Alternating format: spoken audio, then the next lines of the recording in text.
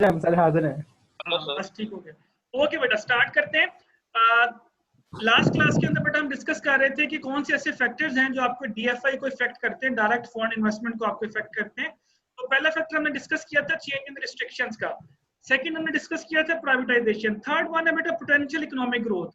Potential economic growth का बेटा मतलब ये था कि आपकी कंट्री के अंदर जो इकोनॉमिक ग्रोथ हो रही है, आपकी अगर किसी कंट्री के अंदर बेटा इकोनॉमी बेहतर हो रही है डे बाय डे, तो वो कंट्री अट्रैक्टिव होगी फॉर इन्वेस्टमेंट। और अगर वहां में पॉलिटिकल इंस्टेबिलिटी है, वहां पे इन्फ्लेशन बहुत ज्यादा है, वहां पे गवर्नमेंट रूल्स एंड रेगुलेशन बहुत ज्यादा रिस्ट्रिक्ट हैं, या वहां की पॉलिसी बहुत ज्यादा चेंज होती रहती है, इकोनॉमिक कंडीशन चेंज होने की वजह से भी बेटा आपकी जो डीएफआई है वो पॉजिटिवली या नेगेटिवली इफेक्ट होती है। सो दैट्स वाई अगर इकोनॉमिक ग्रोथ, अगर किसी कंट्री की इकोनॉमी आपके लिए अट्रैक्टिव है, तो वहां पे आपकी डीएफआई इंक्रीज कर जाएगी। इट मींस कि पॉजिटिव इंपैक्ट आएगा। लेकिन अगर आपकी इकोनॉमिक ग्रोथ इतनी अच्छी नहीं है, तो वहां पे डीएफआई डिक्रीज हो जाएगी। आजकल देखिए बेटा, कोरोना की वजह से तकरीबन सभी कंट्रीज की जो इकोनॉमी है वो बहुत ज्यादा इफेक्ट हो रही है। इवन कि हमारा जो जीडीपी रेट है वो माइनस में चला गया, -0.4 या -0.5 चल रहा है आजकल हमारा। तो इस वक्त जो है, इस कंडीशंस के अंदर आपकी कंट्री के अंदर कोई भी बंदा इन्वेस्टमेंट नहीं करेगा। बहुत सी कंट्री, सभी इफेक्ट, पूरी दुनिया इफेक्ट हो रही है, लेकिन किसी पे इफेक्ट ज्यादा आ रहा है, किसी पे इफेक्ट कम आ रहा है। तो बिफोर गोइंग टू इन्वेस्टमेंट आप लोगों ने चेक करना है कि उस मुल्क की इकोनॉमिक ग्रोथ कैसी है। प्राइवेटाइजेशन दोबारा बता दें। जी, प्राइवेटाइजेशन बेटा मैंने ये बताया था आप लोगों को कि अगर गवर्नमेंट प्राइवेटाइजेशन करती है अपने इंस्टीट्यूट, जो वो इंस्टीट्यूट जो कि उसको उससे चल नहीं रहे, या वो चाहे गवर्नमेंट चलाना नहीं चाह रही, तो जब आप प्राइवेटाइजेशन करते हैं तो फिर बहुत सी अदर कंट्री से जो लोग हैं वो उसको खरीदने में इंटरेस्ट शो करते हैं। अब अदर कंट्रीज के लोग उसको खरीदने में इंटरेस्ट शो करेंगे, तो दूसरे मुल्क से फिर डीएफआई आपके मुल्क में आएगी, मीन कि पैसा आपकी कंट्री में इन होगा। इसकी मैंने आपको ये भी बात बताई थी कि प्राइवेटाइजेशन जो आपकी डेवलप कंट्रीज, अगर आप वहां पे चेक करें, तो वहां पे जो ज्यादातर बिजनेसेस हैं बेटा वो प्राइवेटाइज काम करते हैं। उसका फायदा ये होता है कि जब आप प्राइवेटाइजेशन की ओपन करते हैं तो फिर कंपटीशन बढ़ता है। जब कंपटीशन बढ़ता है तो उसका जो डायरेक्ट फायदा है वो जनरल पब्लिक को होता है।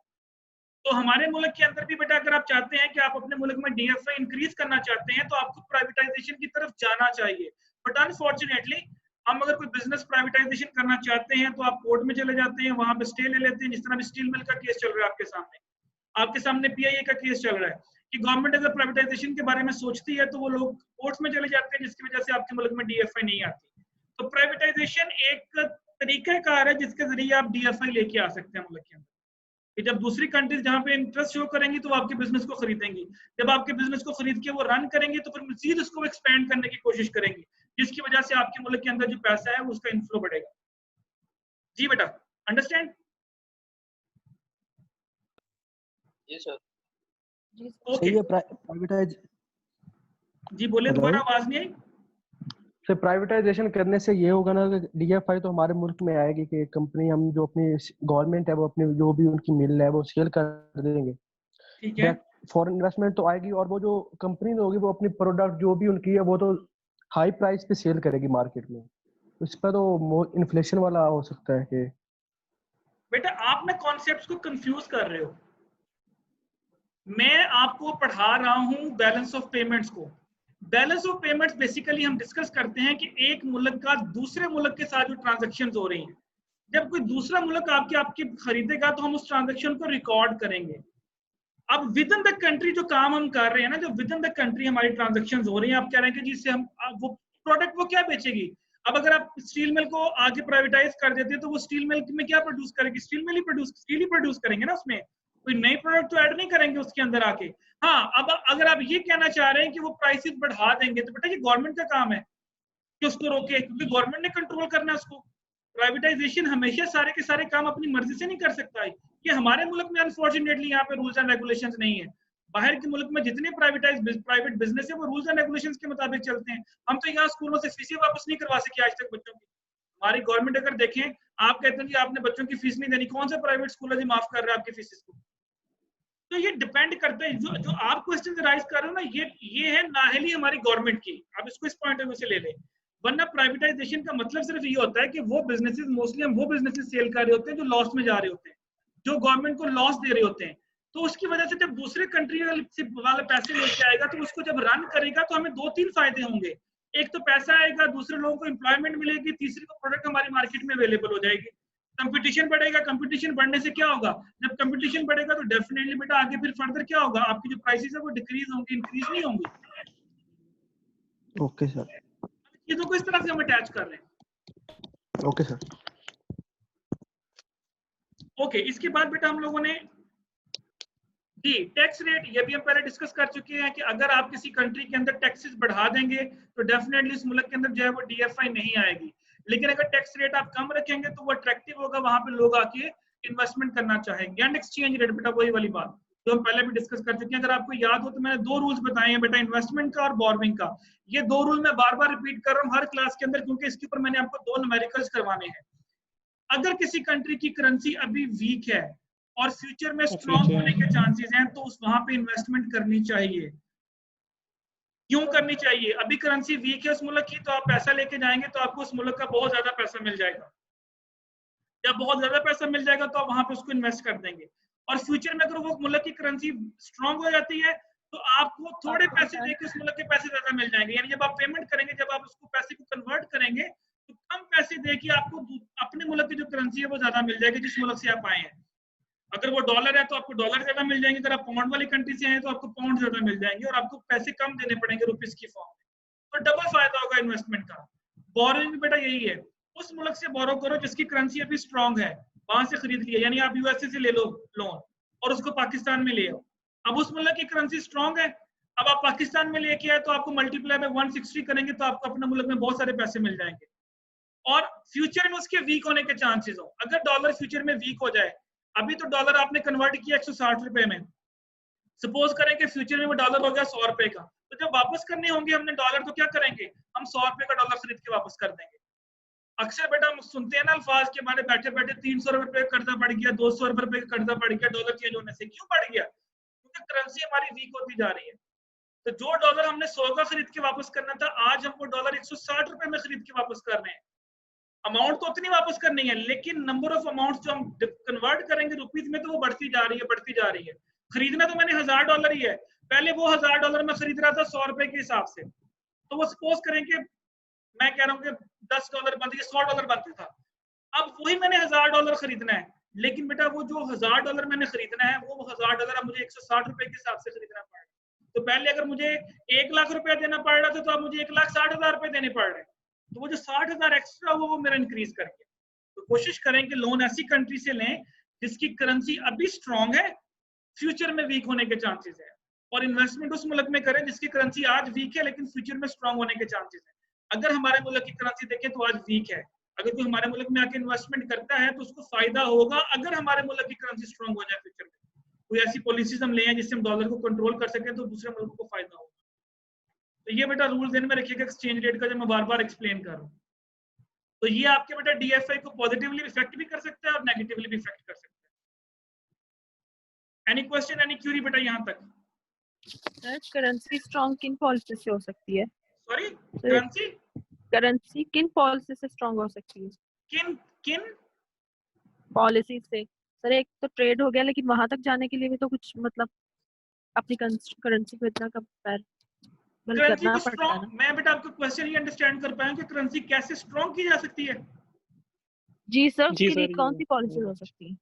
जी बेटा करेंसी स्ट्रॉन्ग, देखें अब आप कहते हैं कि हम अपने मुल्क की करेंसी को स्ट्रॉन्ग करना चाह रहे हैं। बेटा इसका सबसे पहला बेटा आंसर बनता है, अगर हम बांग्लादेश के साथ कंपैरिजन करें तो बांग्लादेश जो था उसकी जो करेंसी थी वो हमसे कम थी। आज आप चेक कर लें हमारे मुल्क की जो करेंसी है वो बांग्लादेश का 1 टका हमारे पाकिस्तान में 2 रुपए के बराबर है, और ये वो मुल्क है जो हमसे टूट के अलग हुआ था। अब उन्होंने क्या किया मैं आपको थोड़ा सा बताता हूँ जिसकी वजह से उनकी करेंसी स्ट्रॉन्ग हुई। बेटा करेंसी स्ट्रॉन्ग होती है आपकी जब आप ट्रेड शुरू करते हैं अपनी करेंसी के अंदर। अब आप कहेंगे बांग्लादेश तो अब टका में ट्रेड नहीं कर रहा, वो तो डॉलर्स में ट्रेड कर रहा है। ओके, बिल्कुल वेल एंड गुड। सेकंड बेटा करेंसी स्ट्रॉन्ग करने के लिए आपके पास प्रोडक्ट्स होने चाहिए, आपके पास एक्सपोर्ट्स होने चाहिए। अगर आपके पास एक्सपोर्ट्स की प्रोडक्ट्स हैं तो आप अपनी बात वहां पे कह सकते हैं। थर्ड बेटा करेंसी को स्ट्रॉन्ग करने के लिए आपका जो internal factors of the country है उसको कंट्रोल करना बहुत जरूरी है। अगर आपके internal factors of the country control नहीं होंगे तो आप कभी भी करेंसी को स्ट्रॉन्ग नहीं कर सकते। थर्ड बेटा आपके मुल्क की जो मॉनेटरी पॉलिसी है, जो स्टेट बैंक है, वो सबसे इंपॉर्टेंट रोल प्ले करता है आपकी करेंसी को स्ट्रॉन्ग करने में या आपकी करेंसी को वीक करने में। मैं आपको अभी अगले चैप्टर्स के अंदर एक चैप्टर पढ़ाऊंगा जिसके अंदर मैं आपको ये भी बताऊंगा कि अगर स्टेट बैंक चाहे तो डॉलर को स्ट्रॉन्ग भी कर सकता है, स्टेट बैंक चाहे तो डॉलर को वीक भी कर सकता है। फिर हम सोचते हैं कि वो करता क्यों नहीं है। करता इस वजह से नहीं है कि हम डिक्टेशन लेते हैं, करने को हम बहुत कुछ कर सकते हैं बेटा। जो कंट्रीज डिक्टेशन नहीं लेती वो करेंसी स्ट्रांग हो रही है, उन मुल्क की करेंसियां वो उसके ऊपर काम कर रहे हैं। अब इंडिया देखिए, इंडिया की करेंसी हमसे स्ट्रांग है, अगर देखा जाए तो वहां पे गुर्बत हमसे भी ज्यादा है, लेकिन हमारी उनकी करेंसी हमसे स्ट्रांग है। बेटा आपकी एक्सपोर्ट जब इंक्रीज होंगी, जब लोग डिमांड करेंगे आपकी चीज की, तो आप उनको जब चीजें बेचना शुरू करोगे तो आपकी करेंसी की वैल्यू बढ़ेगी, क्योंकि जब आपके मुल्क में वो आएंगे हो सकता है कि उस मुल्क में आने के लिए आपको चीजें खरीदनी पड़े। डिमांड एंड सप्लाई दो फोर्सेज हैं बेटा जो करेंसी की वैल्यू डिटरमिन करती है। चैप्टर नंबर 4 इसी में पढ़ाऊंगा कि आपकी करेंसी की वैल्यू इंक्रीज कब होती है और आपकी करेंसी की वैल्यू डिक्रीज कब होती है। जब करेंसी की वैल्यू की डिमांड मार्केट में इंक्रीज होती है तो करेंसी स्ट्रांग हो जाती है, और जब करेंसी की वैल्यू की डिमांड जब मार्केट में नहीं होती तो वो डिक्रीज हो जाती है। अब हम कर क्या रहे हैं, हमारे मुल्क की जो करेंसी है वो किसी जगह पे इस्तेमाल नहीं होती, यानी डिमांड नहीं है, और दूसरी तरफ हम हर साल नोट छापते जा रहे हैं, नोट छापते जा रहे हैं, नोट छापते जा रहे हैं, सप्लाई बढ़ाते जा रहे हैं। तो करेंसी की सप्लाई आप बढ़ाते जा रहे हो, लेकिन दूसरी तरफ आप ये भी तो देखो ना कि आपकी करेंसी की डिमांड है भी कि नहीं। तो जब आप डिमांड कम करते जाओगे, सप्लाई बढ़ते जाओगे, तो वो चीज की वैल्यू में क्या होगा, उसमें कमी आ जाएगी। तो इतने ज्यादा नोट इशू नहीं करने चाहिए, बट हमारी मजबूरी है। अब छोटी सी एग्जांपल ले लें, पहले 100 का नोट होता था, फिर 500 का आया, फिर 1000 का आया, फिर 5000 का आया। अगर आपको याद हो तो अब 10,000 के नोट की बात भी हो रही थी। What does it mean? It mean that कि आपकी करेंसी खरीदने वाला कोई नहीं है। इंडिया ने 500 और 1000 का नोट बंद किया हुआ है। क्यों बंद किया उन्होंने? इसी वजह से बंद किया कि सबसे पहले वो मनी लॉन्ड्रिंग को कंट्रोल करना चाह रहे थे, कि उनका जो पैसा बाहर जा रहा था वो उसकी सप्लाई को कंट्रोल करना चाह रहे थे। अब अगर आपने 5 लाख रुपया लेके जाना है तो 5,000 का नोट अगर लेंगे ना, तो मेरा ख्याल है वो आपकी साइड वाली पॉकेट में 5 लाख रुपया आ जाएगा। आप कंट्रोल नहीं कर सकते उसको। लेकिन अगर आप उसको 100 या 10 के नोटों में लेके जाओगे तो आपको ब्रीफ केस भर के लेके जाना पड़ेगा। अब लोगों के लिए डिफिकल्टी हो जाएगी कि वो भाई हैंड लेके नहीं जा सकते। तो ये बेटा कुछ चीजें होती हैं, हमें लगती है बुरी हैं, लेकिन एक्चुअल में लॉन्ग टर्म के ऊपर इसका इम्पैक्ट बहुत पॉजिटिव आ रहा होता है। तो आपका जो कंट्री का बेटा स्टेट बैंक होता है ना, वो बहुत इंपॉर्टेंट रोल प्ले करता है। मैं एक छोटी सी एग्जांपल आपको और देता हूँ इसी से रिलेटेड जो आपने क्वेश्चन किया। अगर आपको याद हो तो नवाज शरीफ दौर के अंदर डॉलर गया था, आई थिंक 113 या 14 रुपए पे गया था, 115 पे। तो शेख रशीद ने एक बयान दिया था, उसने कहा था कि अगर ये डॉलर 99 रुपीज के ऊपर आ गए इस आगदार को, उसने कहा था तो मैं रिजाइन कर दूंगा। विद इन 3 डेज आपका डॉलर 99 रुपीज पे आ गया। क्या किया था ऐसा स्टेट बैंक ने?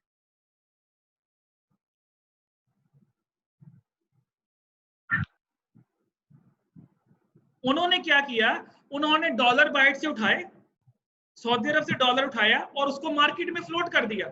अब वो जो डॉलर लोगों ने अपनी जेबों में दबाया हुआ था, उसकी डिमांड इंक्रीज करी जा रही थी। जब मार्केट में सप्लाई बड़ी डॉलर की, अब पता है कि डॉलर इजीली अवेलेबल है, तो ऑटोमेटिकली इसकी प्राइस कम होना शुरू हो गई। आटे का बहरान आता है, चीनी का बहरान आता है, कब आता है? जब आप चीजें मार्केट से उठा लेते हैं, लोगों के पास स्टोर हो जाती है और मार्केट में उसकी जो फ्लो है वो कम हो जाता है, तो उसकी प्राइस बढ़ जाती है। स्टेट बैंक ने क्या किया, उसने डॉलर मार्केट में इतने फेंक दिए कि हर बंदे को डॉलर इजीली मिलना शुरू हो गया। जब इजीली मिलना शुरू हुआ तो क्या हुआ, सप्लाई बढ़ गई।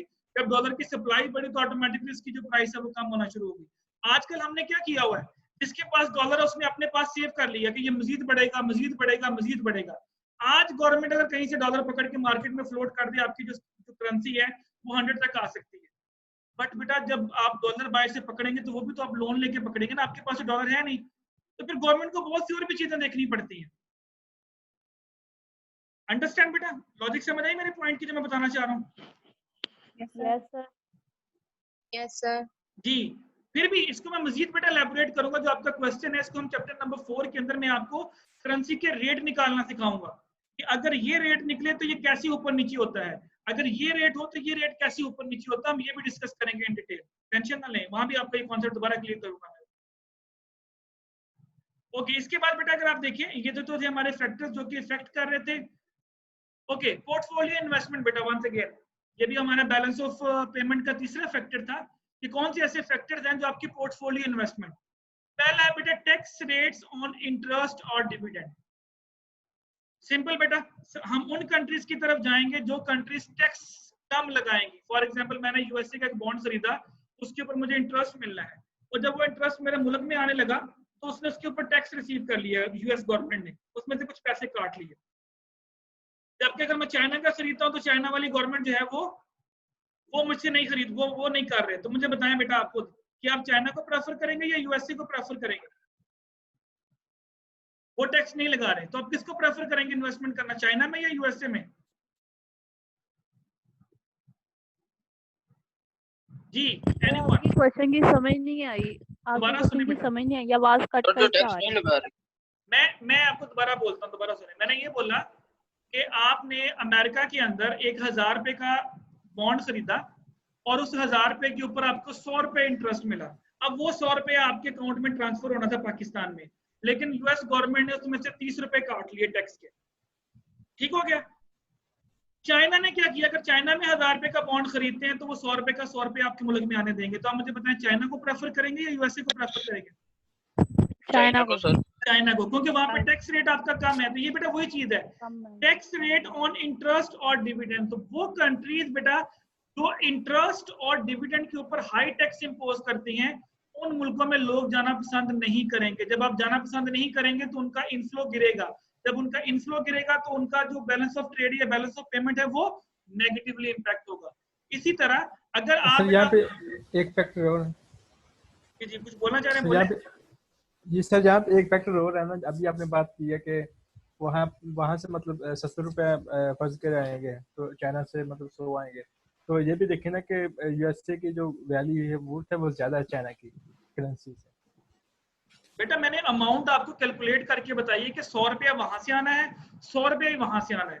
वहां पे कट करके 70 रुपए आ रहे हैं, वहां से कहोगे 100 रुपया पूरे का पूरा आ रहा है। अगर आप करेंसीज को देखेंगे तो फिर ये एक नया फैक्टर एक्सचेंज रेट, वो भी नीचे आ रहा है। देखिए थर्ड पे देखें, थर्ड फैक्टर भी नहीं सर, देखें, रेट भी आ रहा है।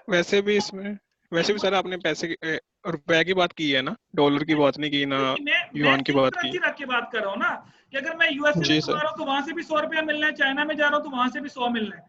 अब यूएसए वाले 30 रुपए काट के दे रहे हैं मुझे इंटरेस्ट, जो चाइना वाले वो मुझे विदाउट कटिंग पैसे पूरे दे रहे हैं। उसामा जो आपने बेटा बात की वो एक्सचेंज रेट की बात की, वो भी हम देखेंगे। वो देखिए मैंने नीचे थर्ड फैक्टर है उसमें कि हम ऐसे मुल्क में जाएंगे जो मैंने आपको इन्वेस्टमेंट का रूल बताया था कि जिसकी करेंसी अभी वीक हो, फ्यूचर में स्ट्रांग होने के चांस हो, ताकि जब हम उसको कन्वर्ट बैक करें तो हमें ज्यादा पैसे मिले। अभी जो आपने पॉइंट एक्सप्लेन किया वो थर्ड वन था एक्सचेंज रेट वाला। ओके, सेकंड देखिए बेटा इंटरेस्ट रेट। किस मुल्क में जाना पसंद करेंगे, जो हाई इंटरेस्ट ऑफर करेगा जो लो इंटरेस्ट ऑफर करेगा? लोअर जो करेगा सर, इन्वेस्टमेंट की बात कर रहे हैं, ऑफर करेगा मतलब जहाँ इन्वेस्ट करने पर रिटर्न। ऊपर पहले वर्ड पढ़े क्या लिखा हुआ, इंटरनेशनल पोर्टफोलियो इन्वेस्टमेंट, इन्वेस्टमेंट का वर्ड लिखा हुआ, नॉट बोरोइंग। ठीक है, जहाँ हाई रिटर्न, जहाँ पे आपको हाई इंटरेस्ट मिलेगा।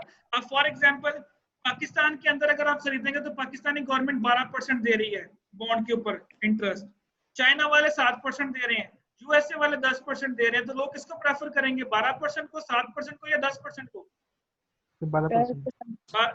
12% वाले को प्रेफर करेंगे ना, उस पर इंटरेस्ट ज्यादा मिल रहा है। हाँ अदर फैक्टर्स भी हैं, मैं देखिए बाकी फैक्टर्स को मैं कांस्टेंट कर रहा हूँ। अगर आप अदर फैक्टर्स देखेंगे तो आप ये भी कह सकते हैं कि सर जो यूएसए की गवर्नमेंट है वो ज्यादा स्टेबल है, उसकी करेंसी ज्यादा स्टेबल है, पाकिस्तान की करेंसी स्टेबल नहीं है। दैट इज अनदर फैक्टर, तो नीचे एक्सचेंज रेट में देख लेंगे हम आगे। लेकिन अगर मैं वैसे कंपैरिजन करूं तो हम उस मुल्क को प्रेफर करेंगे जहां पे हमें इंटरेस्ट रेट मिलने के चांसेस ज्यादा है। अगर बेटा इन्वेस्टर बन के सोचो तो आप वहीं पे जाओगे जहां प्रॉफिट मिलने का चांस ज्यादा हो। जी सर, जी अंडरस्टैंड। अच्छा अब आए थर्ड फैक्टर के ऊपर जो सामा भी बात कर रहे थे, एक्सचेंज रेट। अब ये देखिए क्या लिखा हुआ है, foreign investor may be attracted if the local currency is expected to strengthen in the future. जो मैं अभी बार बार कह रहा हूं कि लोकल इन्वेस्टर उस मुल्क में जाना पसंद करेगा, यानी उस मुल्क में जाके इन्वेस्टमेंट करना पसंद करेगा जिसकी करेंसी फ्यूचर में स्ट्रांग होने के चांसेस हो। अब मैं इसकी छोटी सी एग्जांपल आपको देता हूं। अब मैं कहता हूं कि पाकिस्तानी जो करेंसी है वो फ्यूचर में स्ट्रांग होने के चांसेस हैं, ठीक हो गया। अब फॉर एग्जांपल किसी बंदे ने आके पाकिस्तान में इन्वेस्टमेंट की, जो मैं पहले भी एक्सप्लेन कर चुका हूं, उसने $1000 लेके आया, वो उसने $1000 लेके आया और $1000 उसको कन्वर्ट किया तो उसको बना 1,60,000 रुपया, 160 रुपए के हिसाब से। उसने 1,60,000 रुपए के शेयर्स खरीद लिए, बॉन्ड्स खरीद लिए, ठीक हो गया। अब वो 1,60,000 रुपए के शेयर्स और बॉन्ड्स खरीद के बैठ गया, उसके ऊपर उसको इंटरेस्ट भी मिल रहा है, उसको डिविडेंड भी मिल रहा है। अब उसने वो 1,60,000 रुपए के जो बॉन्ड थे वो उसने सेल आउट कर दिए और उसके बाद जब उसको वो डॉलर में कन्वर्ट करने लगा, अब भी उसके पास 1,60,000 ही है।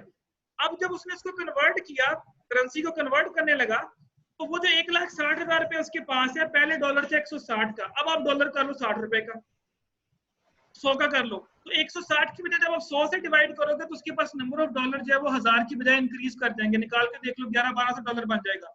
तो वो 1000 डॉलर जिसके उसने शेयर्स खरीदे थे, फिर भी 1,60,000 को जब दोबारा कन्वर्ट बैक किया, सिर्फ कन्वर्ट करके देख लो कि 1000 डॉलर लेके आए हो, 160 के साथ मल्टीप्लाई किया तो 1,60,000 बना। अब 1,60,000 आपकी पॉकेट में है, जाने लगे वापस पता चला कि वो 160 रुपए वाला जो डॉलर है वो 100 का हो गया। वही 1,60,000 पकड़ो, पहले 160 से मल्टीप्लाई किया, तब 100 से डिवाइड कर दो, तो वो कितना बनेगा? 1600 डॉलर बन जाएगा। 600 डॉलर पड़े पड़े उसकी पॉकेट में इजाफा हो गया, उसने कुछ भी नहीं किया। यही बेटा कॉन्सेप्ट यहाँ पे है। उस मुल्क में जाएं सर, ये वही इन्वेस्टमेंट रूल वाला ही कॉन्सेप्ट है इसके अंदर भी। वही बता रहा हूँ बेटा, ये वही लिखा हुआ है, foreign investor attracted if the local currency is expected to strengthen. यही तो बता रहा हूँ कि आप वहां इन्वेस्टमेंट करें, इन्वेस्टमेंट का रूल बता रहा हूँ कि आप उस मुल्क में इन्वेस्टमेंट करें जिसकी करेंसी फ्यूचर में स्ट्रांग होने के चांसेस हैं। जी जी पूछे सर। इसका मतलब ये है कि हमारी कंट्री जो है वो शॉर्ट टर्म इन्वेस्टमेंट के लिए मतलब बेनिफिशियल है। मतलब अगर हम लोग बॉन्ड्स पे इतना इंटरेस्ट रेट पे कर रहे हैं, ऑफर करें, तो इस तरह तो शॉर्ट टर्म इन्वेस्टमेंट के लिए हमारी कंट्री के लिए बेनिफिशियल है। और लॉन्ग टर्म हमारी कंट्री इस वक्त हर चीज के लिए बेनिफिशियल है, क्योंकि हमारी करेंसी इस वक्त वीक है।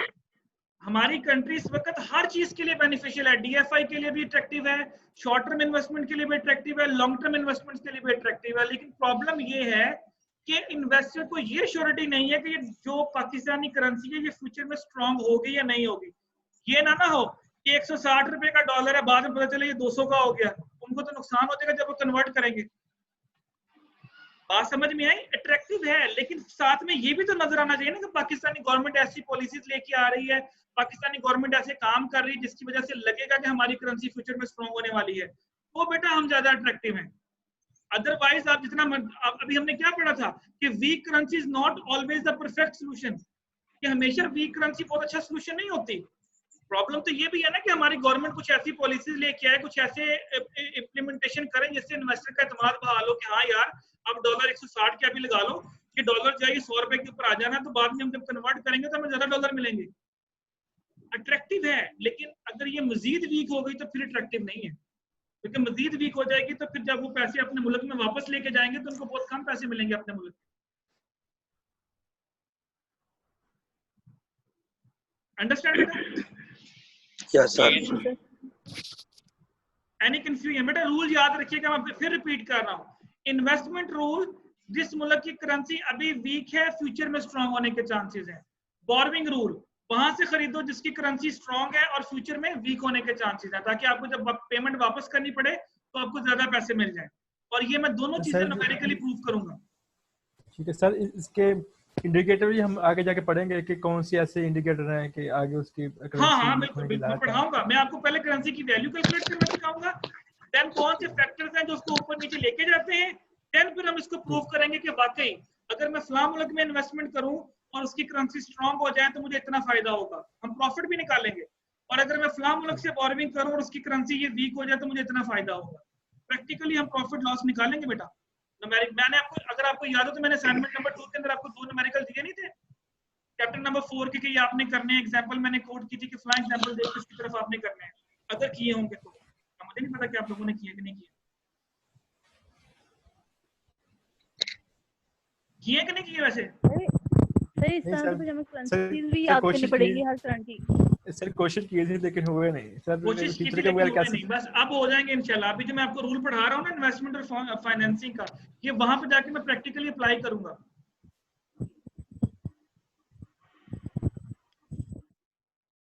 ओके बेटा, समझ आ गई चीज? जी बोले सर। इस तरह तो हमें हर कंट्री की करेंसीज भी याद करनी पड़ेंगी। किस पॉइंट ऑफ व्यू के लिए? मतलब न्यूमेरिकल्स के लिए। नहीं न्यूमेरिकल में दे देता है। सुन ले बेटा, जब न्यूमेरिकल आपको आएगा ना उसमें करेंसी के रेट्स गिवन होंगे आपको। फॉर एग्जांपल मैं कहता हूँ कि आज डॉलर है 160 का, 10 दिन के बाद डॉलर होने वाला है 170 का, तो आपने वो 160 और 170 को ध्यान में रख के आंसर कर देना बस। ठीक है सर। करेंसी के रेट्स आपको क्वेश्चन के अंदर गिवन होंगे, न्यूमेरिकल तक पहुंचने दे मुझे, मैं वहां पे एक्सप्लेन करूंगा। वहां तक जब पहुंचेंगे तो I will explain it thoroughly कैसे करना है। बेटा आपको अपने मुल्क की करेंसी याद नहीं होती, इतने मुल्कों की करेंसी कहाँ याद करनी है हमने, ऐसे ही है ना? बिल्कुल ऐसे ही। अच्छा अब आप लोगों ने काम ये करना है, आप लोगों ने जो नेक्स्ट जो हमारी क्लास होगी नेक्स्ट वीक के अंदर, एक तो चैप्टर नंबर 1 और चैप्टर नंबर 2 इन दोनों की बेटा जो केस स्टडीज के क्वेश्चंस हैं, केस स्टडी मैंने यहाँ रीड नहीं करनी, आप लोगों ने रीड की हुई हो, और मैं आपको बार बार बोल रहा हूँ बेटा कि आपको केस स्टडीज में से क्वेश्चन आएंगे, चाहे वो एमसीक्यूज टाइप के ऊपर ही क्यों ना आए, तो वहां से आपको क्वेश्चन लाजमी आएंगे। अंडरस्टैंड? अब आपने ये करना है, ये कुछ एजेंसीज हैं, ये आपके सामने IMF है, ये क्या होता है, ये वर्ल्ड बैंक है, ये आपके सामने लिखी हुई है। जस्ट ये स्लाइड आपकी रीडिंग के लिए है कि वर्ल्ड बैंक क्या करता है, ये आपके सामने कुछ एजेंसीज हैं, इन्वेस्टमेंट गारंटी एजेंसी है, डेवलपमेंट एसोसिएशंस हैं, ये जस्ट आप लोगों की अंडरस्टैंडिंग के लिए है, इसमें से ऐसा कुछ आएगा नहीं। वर्ल्ड बैंक के बारे में थोड़ा सा मैं आपको बताऊंगा, वो मैं आपको जब चैप्टर नंबर 3 और चैप्टर नंबर 4 पे हम जाएंगे, वहां मैं आपको वर्ल्ड बैंक और IMF के बारे में एक्सप्लेन भी करूंगा। बस आप इनकी स्लाइड्स को रीड कर लीजिएगा, ये काम क्या करते हैं। एक ये काम करना है, दूसरा आपने दोनों केस स्टडीज को बेटा डिस्कस करना है। मैं आपको क्वेश्चन आपके सामने ओपन करूंगा यहाँ पे, और वो क्वेश्चंस का आपने मुझे आंसर देना है जिससे मैं पूछूंगा। अंडरस्टैंड? Yes sir. चलें अब यहाँ तक बेटा any question any Curie, chapter number 1 और चैप्टर नंबर 2 ये दो चैप्टर्स हमारे यहाँ पे कंप्लीट हो गए। इन दोनों की केस स्टडीज हम नेक्स्ट क्लास में डिस्कस करेंगे। अभी फिलहाल चैप्टर नंबर 1 के जो टॉपिक्स है, अगर उसमें से भी कुछ पूछना है तो भी आप पूछ सकते हैं, और चैप्टर नंबर 2 जो अभी हमने डिस्कस किया इसमें से भी पूछ सकते हैं। और ये जो चीजें मैंने अभी पढ़ाई है ये बार बार रिपीट भी होंगी, टेंशन ना लें। स्पेशली एक्सचेंज रेट ये बहुत दफा रिपीट होगा, और इसके ऊपर हम काफी सारे न्यूमेरिकल्स भी करेंगे आगे फर्दर। बेटा सर इसकी स्लाइड दें, ये पढ़ा वेरी लेंगे। इंपॉर्टेंट। सुनिए, मैंने आपको, अगर आपको याद हो तो मैंने क्लास में भी कहा था कि ये बहुत इंटरेस्टिंग सब्जेक्ट है और बहुत नॉलेजेबल सब्जेक्ट है। तो पेपर होना या ना होना, कैसे होना, नंबर क्या आएंगे ना आएंगे, वो एक अलग से मैटर है बेटा, अंडरस्टैंडिंग एक अलग से है। कॉन्सेप्ट जरूर डेवलप कीजिएगा। मेरी पूरी कोशिश है कि मैं आपको छोटी छोटी चीजें एक्सप्लेन करूं ताकि आपके कॉन्सेप्ट डेवलप हो जाए। Okay sir. ठीक हो गया? Yes sir.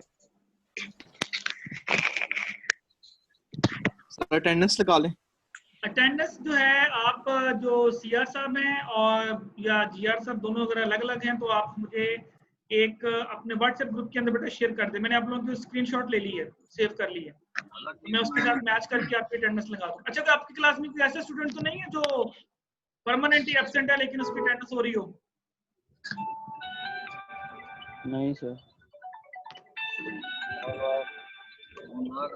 बेटा आपने ये माइक सर जी एक क्वेश्चन है, बार बार कह रहा हूँ जी, पूछें। इसने बेटा पूछना वो अपना माइक ऑन करें बस, बाकी अपने माइक म्यूट पे रखें, मैं बार बार कह रहा हूँ जी। पूछें, क्या पूछना चाह रहे हैं बेटा? ये स्लाइड जो अभी पढ़ाई है ये व्हाट्सएप पे मिल जाएंगी ना? मैं ये मैंने शेयर की हुई है पहले ही आप लोगों को, अगर आप कहते हैं तो मैं ग्रुप में दोबारा शेयर कर देता हूँ, नो इशू एट ऑल। अभी आ जाएंगे क्लास के बाद। चैप्टर 1 पहले हैं तो सर जी दोबारा कर, मैं अभी दोबारा कर दें सर? ये अभी क्लास खत्म होती है सर जी दोबारा कर। जी बेटा समझ आ गई मुझे। ठीक है सर, थैंक यू। मुझे समझ आ गई बेटा। आपने मैसेज सर शेयर किए हुई हैं सारे, लेकिन मैं फिर दोबारा भेज देता हूँ, कोई नहीं, समय खैर है बेटा। ये बच्चे हमारे, इनके पास वो टाइम लगेगा ढूंढने के लिए, उनको व्हाट्सएप ग्रुप के अंदर पीछे जाना पड़ेगा। माशाल्लाह आपने पेपर देने से पहले भी 1 दिन पहले सर्च करना होता है। ये बात तो है ना, ऐसे है ना, ऐसी है सर, ऐसी है। सर आपने 13 तक भेजी हुई हैं, दूसरा चौथा छठा सातवां आठवां नौवां 10 और 13। बेटा मैंने जो असाइनमेंट, मेरी सुने बात, मैंने असाइनमेंट के अंदर दिए थे उन सब की भेजी हुई है जी सर, लेकिन मैं आपको दोबारा साथ साथ भेज देता, कोई मसला नहीं, टेंशन ना लें। पढ़ने वाले बने, हाँ पढ़ने वाले बने, आपको चीजें मिल जाएंगी।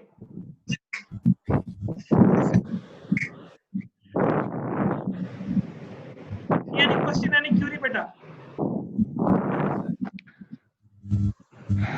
मेरे पास यहाँ पे 30 लोग शो हो रहे हैं एज अ पार्टिसिपेंट।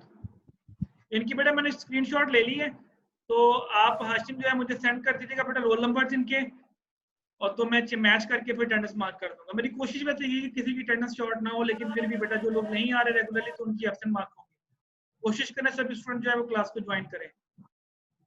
प्रॉब्लम्स हो जाती हैं, इश्यूज हो जाते हैं, लेकिन वो डिस्कस कर लें मेरे से क्या प्रॉब्लम आ गई।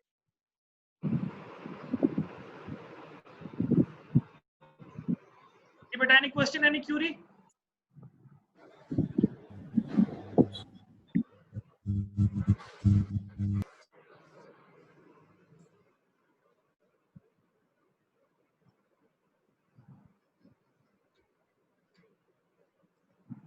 ओके बेटा, देन ओके बेटा, अल्लाह हाफिज। इंशाल्लाह नेक्स्ट क्लास में फिर आप लोगों ने केस स्टडीज को पढ़ के आना है। ओके जी, अल्लाह हाफिज। सर नेक्स्ट क्लास अभी हो गई? नहीं बेटा, अब हमारी नहीं, अब हमारी इस वीक की क्लास कंप्लीट होगी, अब नेक्स्ट वीक में होगी आपकी क्लास, ठीक है? Yes sir. सेकंड क्लास हमारी थोड़ी शॉर्ट हो गई थी, इसमें आपको बेनिफिट मिल गया उसका लाइट का, तो ये थर्ड क्लास हमारी पूरी हो गई है, तो इंशाल्लाह फिर नेक्स्ट वीक में मुलाकात होगी। ओके सर, इंशाल्लाह। ओके सर, अल्लाह हाफिज। अल्लाह हाफिज।